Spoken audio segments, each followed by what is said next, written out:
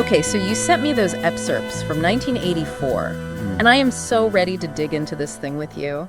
Yeah. I mean, everybody talks about this book. Right. But does anybody really, get it? You know what I mean? It's really get it. a classic for a reason. Yeah. I mean, Orwell, Yeah. he wasn't just writing some Yeah. dystopian sci-fi thriller. Right. He was crafting a warning, Yeah. a cautionary tale Totally. about what happens when power is left unchecked Yeah. and the potential for freedom to be chipped away Totally. brick by terrifying brick. So let's refresh our memory on some of those key terms. Okay. Just so we're all on the same page. Yeah. Big Brother, Right. the Thought Police, Newspeak, Yeah. Doublethink. It's a lot. These aren't just words. Right. These are the tools of the party's control. They were tools of oppression, Right. each one designed to limit your thoughts, to suppress individuality, Okay. and to make you question even your own memories. Okay, so chapter 1, Like- Orwell just throws us right into this bleak, suffocating world, Yeah. that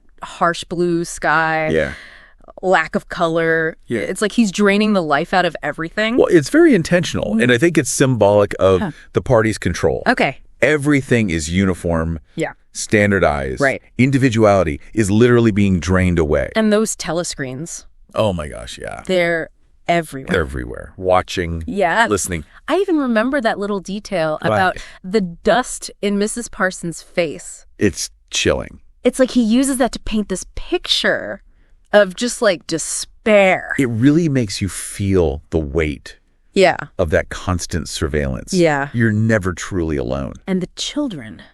Oh gosh, don't even get me started on the children. I know. Yeah.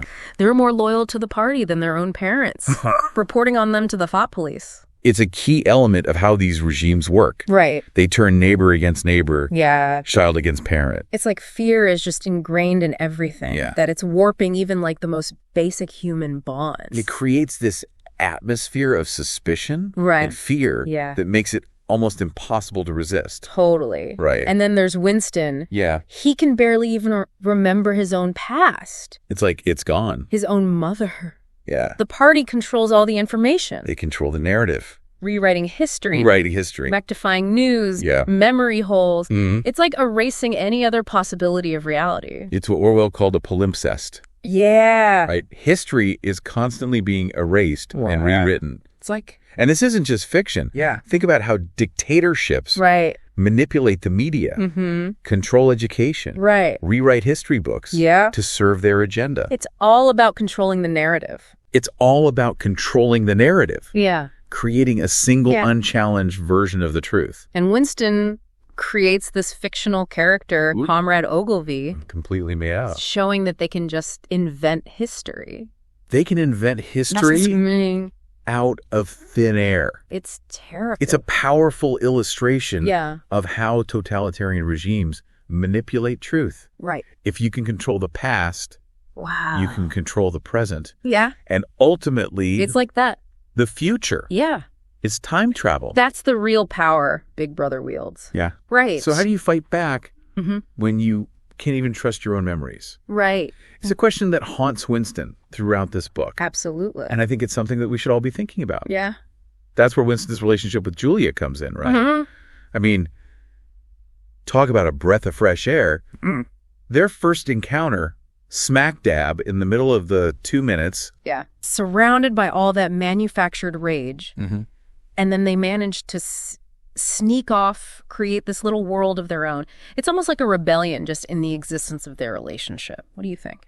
Absolutely. Yeah. It's a powerful statement about the human need for connection, for love, for something real in the face of oppression. Remember that excerpt you pulled out, the one about the scent of real coffee in their hideaway above the junk shop? In a world of artificiality and control, those small sensory details become acts of defiance. Exactly. The coffee, the glass paperweight, even the fact that they sing together, which we're told party members never do, they're reclaiming their humanity piece by stolen moment.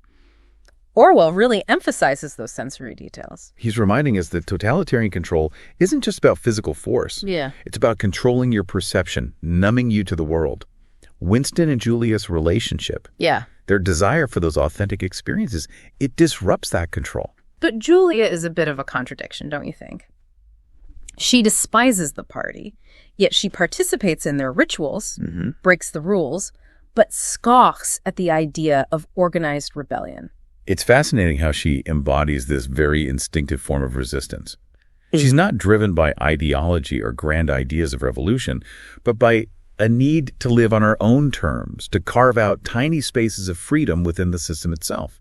She understands, maybe even better than Winston, that survival under such a regime requires a certain level of pragmatism. Right. You know? And then their capture, it's like Orwell slams the door on their little world. That chilling description of Julia's face, right, yellow and contorted with the eyes shut and still with a smear of rouge on either cheek, it's burned into my memory. It's a gut punch moment. Yeah. The abrupt shift from stolen intimacy to the cold reality of the party's power. And from there, we're plunged into the depths of Winston's psychological torture. This is where the book takes a really dark turn, right? Yeah. The torture, the manipulation, it's all designed to break Winston's spirit, to force him to betray not just his beliefs, but his own sanity. And O'Brien, the chilling embodiment of the party, he becomes both tormentor and, in a twisted way, Peacher. He forces Winston to confront the idea that truth itself is malleable. Yeah. That it can be reshaped, redefined by those in power. It's like that scene where O'Brien holds up 4 fingers and demands Winston C5.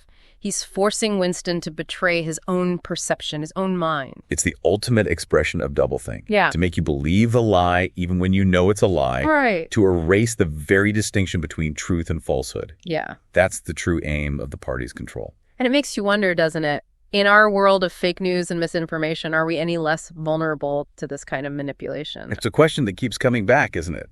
How do we protect ourselves from this kind of manipulation? Yeah. What are the lines we're willing to cross, the truths we're willing to sacrifice? And that's why Winston's final state is so tragic. Yeah. He betrays Julia, accepts the party's version of reality, even comes to love Big Brother. It's like the party has completely colonized his mind. He has become the very thing he once despised.